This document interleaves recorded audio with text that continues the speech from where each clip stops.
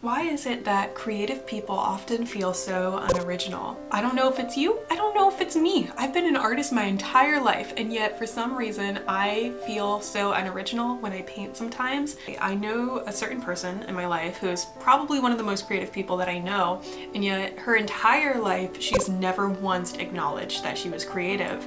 In fact, I would see her doing all of these very creative things like redesigning interiors, singing frequently. All of this evidence points towards her being very creative, and yet she can't own it. Repeat after me. I have no talent. And this comes down to, in my opinion, what is the most important trait of a creative person that is so often overlooked. And it's valued over something that does not even exist. Let me just put it this way. The lie that we believe about creativity is that creativity is synonymous with original. And original means something that has never existed before.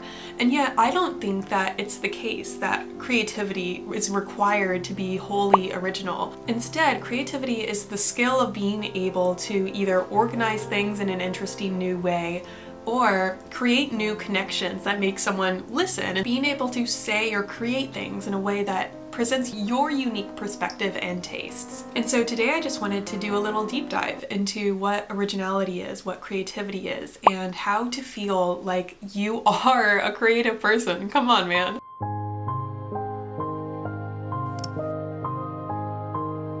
If you take away anything from this video, it's this. Creativity does not care about being the best or about being good. That is human invention. Instead, creativity is our most naturally occurring state, and it does not want your judgment. Well, hello there. Welcome to another episode of The Reclaimed Creative. My name is Jen Carmiel. I'm a watercolor artist and illustrator. I love to imagine this channel a marriage between mindset and manifestation as well as creativity, because I really do think they go hand in hand together. Today I wanted to share what for me are those three things that for me are really the three reasons why creative people can feel so unoriginal. And I encourage you to stick around to the end of the video because I'm going to tell you a little bit more about this certain person, you know, in a very heartfelt way.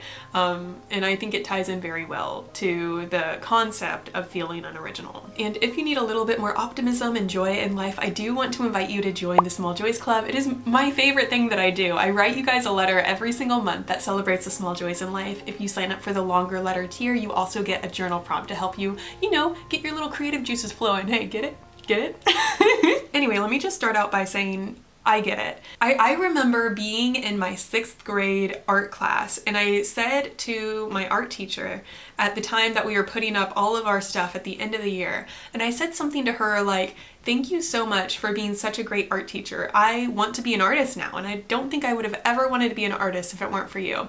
And she looked at me like I had two heads, and she was just like, "Jennifer, what are you talking about? You are such a creative person." And I was like, what? And I realized in that moment that I was kind of playing it small. And when I look back now, I can see that thread kind of carried throughout the rest of my life. Always wanting to play small, try to be humble, always trying to, you know, not make such a big fuss about my creative ideas, despite how loud they are in my head. Because that's a lot about what it feels like to be a creative person, is you have all these ideas about possibilities, things that you want to bring into the world, whether it's painting or music or whatever your medium is. You just have this vision of what if this existed, and then you go make it happen. And yet there's some aspect of like feeling like you're on a stage when you're being creative, this aspect of, oh, now I've made something and others must judge it now. They have to judge its value and its worth. And there's so much to that concept that feels so icky or scary that a lot of times we feel like we need to take a step back off the stage and say, oh, actually, I am not all that creative. Like, we're trying to protect ourselves as if it's a defensive mechanism from any judgment we might be receiving due to the perceived value of what we have to offer creatively. In a large way, I feel like that's a little bit sad because I really do wish more creative acts existed in the world. The best creators and the best artists are those who are really good at ignoring the opinions of other people about their work. They're the people who can just kind of stay in their lane and make whatever they need to make, if you know what I mean. And one of the biggest mistakes you can make as an artist or a creative person, because I genuinely believe this concept of creativity applies to people, because I believe that your human state is creative.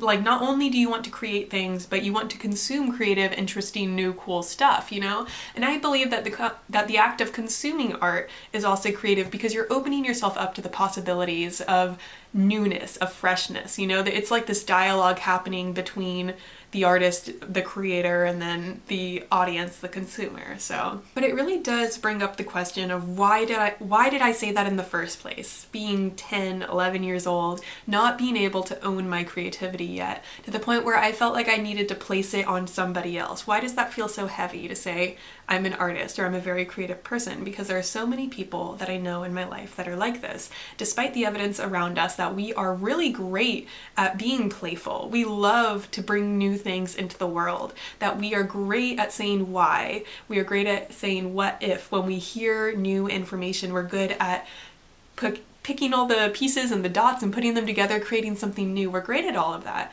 So why is it hard for us to own it? When I think about why creative people feel so unoriginal, it comes down to three things. The first one is fear of judgment by others. I call it bold and brash. More like belongs in the trash. I must have missed that one.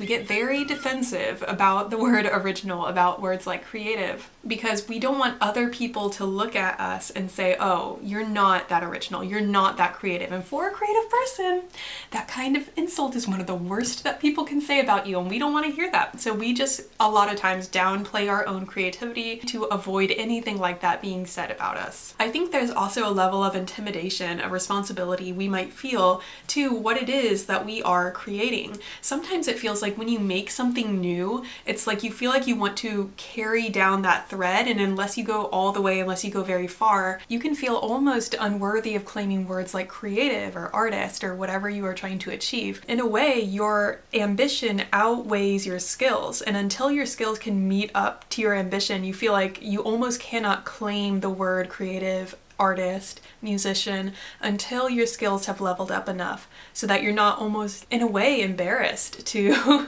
admit to somebody that you are trying this hard, that you do have this vision for a certain project that doesn't quite meet your expectations. And because it doesn't meet those expectations that you have as the visionary, it's kind of hard for you to claim that word. I know that I have felt like this in my own life, and so I'm really curious to know if you have also felt difficulty claiming words like artist or creative or original. And I do want to invite you to the perspective that you have earned these words just by attempting the project that you're on. That you do not have to meet every aspect of your own expectation for your work to be worth seeing and worth making in the first place. The second reason why creative people can feel so unoriginal is not only the fear of judgment by others, but we also judge ourselves. We judge our work even before it is done. And judgment is the biggest killer of the creative process. I think that a lot of times we as creative people can question our instincts or judge our instincts almost as much, if not more so, than the final product. Feels like stopping before you've even started, or stopping in the middle and trying to talk yourself out of pursuing a certain idea. And this is so unhelpful because you don't even allow yourself the opportunity to make meaningful, interesting connections because you're too busy judging yourself for what might happen if someone says you're unoriginal. And if we look at some of the most celebrated artists of our time, Taylor Swift is one of the first people that come to mind. She gets a lot of people saying that she's unoriginal, and yet other people will hear her work and say, that is so new, that is so fresh, it's something I've never heard before. I haven't heard it put that way before, is things that people will say about the way that she crafts her lyrics. And so I think it's important to recognize that, as Squidward said one day, everybody's a critic. Everybody's a critic. You won't be hearing from me anymore. At least don't allow one of those critics to be you. Your only job is to make the work, not to judge the work. I think that sometimes we can create an audience in our head that is starting to comment on our direction before we have allowed ourselves to go there. And I think that that is one of the most detrimental things to the creative practice. It also makes me wonder why unoriginal is one of the worst insults that a creative person can think to have said about them. I remember that one time I had a certain person in my life who essentially they kind of celebrated my creativity when I was younger, but then I went away to college. Essentially, I was starting to feel kind of insecure in my creativity. And the next time I saw this person, they had said to me like that I wasn't as creative as I used to be, or that I wasn't as original as I used to be, or something like that. And I remember that being like one of the worst insults someone could have said to me. Like it like cut to the bone. I was like, what do you mean? And like, that's such a strange thing to get so upset about, because to think about it now from my like more modern perspective, not my like 19-year-old perspective, you know what I mean? What a silly thing to be upset about, that you are like other people. It kind of reminds me of that quote, like, oh, she's not like other girls. Like, oh, I'm exactly like other girls. I have a t-shirt that says I'm exactly like other girls, and I'm not wearing it today, and I didn't know this would tie in so well, otherwise I would have.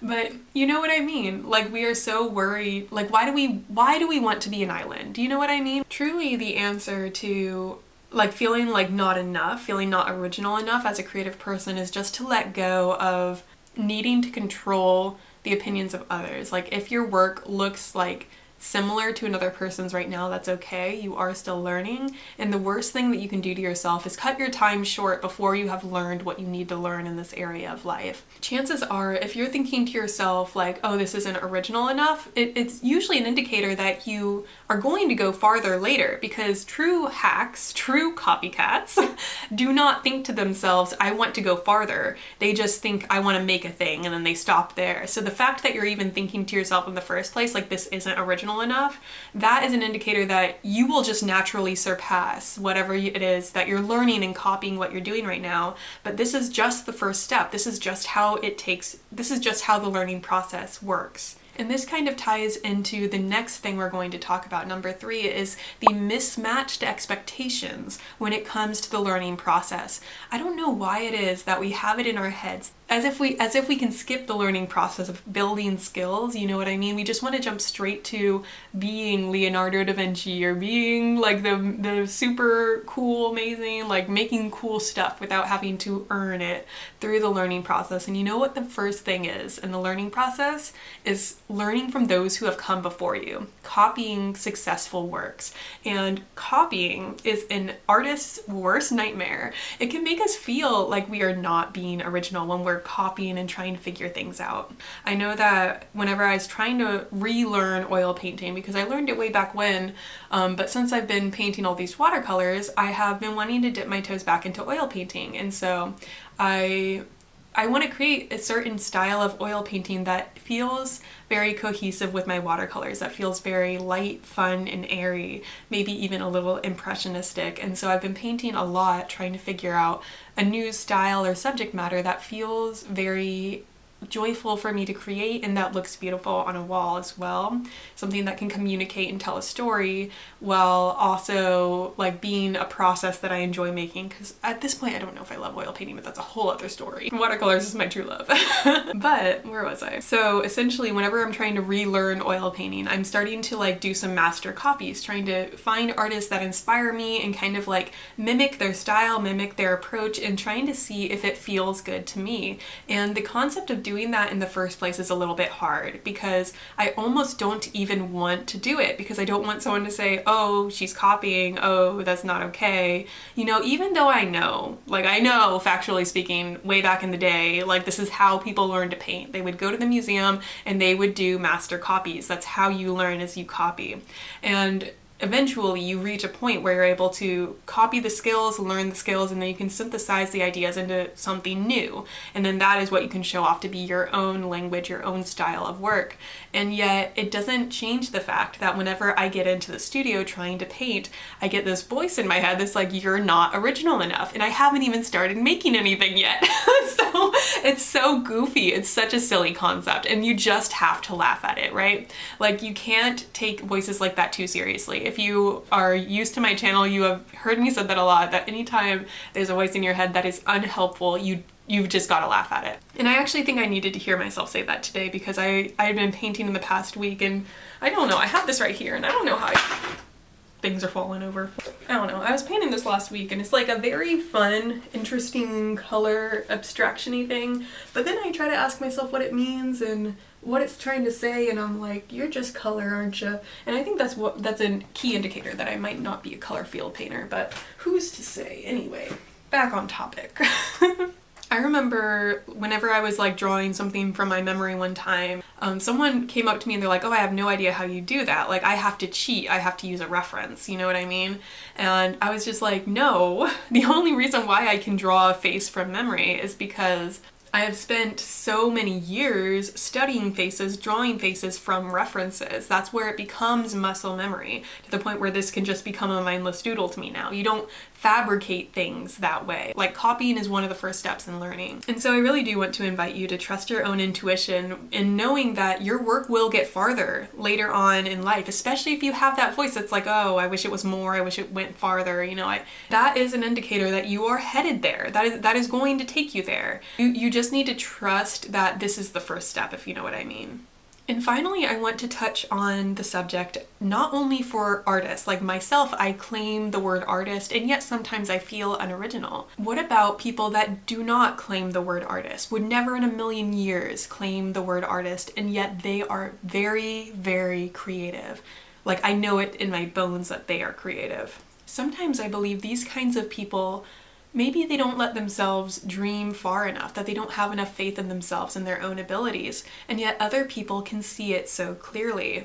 I'm going to have a little bit of a vulnerable moment here, and I know that she watches some of my videos, and I'm curious if she's going to see this one or watch this far to the end, but the person I mentioned in the beginning of the video, the person that is extremely, extremely creative, that I perceive to be a very creative person, and who has never admitted it to themselves, at least not to me, and definitely not to others, is my mom. Like, my mom is one of the most creative people that I know. You know, she did a lot of, whenever I was growing up, she would sing all the time, just like make up songs and sing. And she is a fantastic storyteller as well. Whenever people compliment my ability to be articulate, I often think about my mom and how she can tell stories very well. And whenever she tells stories, it's not only that she like says the story, she like hams it up and she like makes it fun and interesting to listen to. And I believe that I get a lot of my creative expression and the way that I interpret the world in large part from my mom. And yet she would never admit to anybody that she's creative. And I feel like the way that I'm able to own my own creativity today is proof that she is. Anyway, a little emotional there at the end, but I am really curious to hear your thoughts. Have you ever known someone yourself that would never in a million years admit that they are creative, and yet you see that they are? I would love to hear your stories in the comments. As always, spending any amount of time here on this channel with me is a gift. I really do consider it a gift, and for that, this humble artist says thank you. I want to have some canvas work for me. I think it looks pretty. Yeah, but the question is anybody gonna buy it? Is anybody gonna buy it? Can y'all buy her paintings, please? It makes her happy. You're so funny. And when she's happy, I'm happy, so please buy her paintings. Oh my gosh.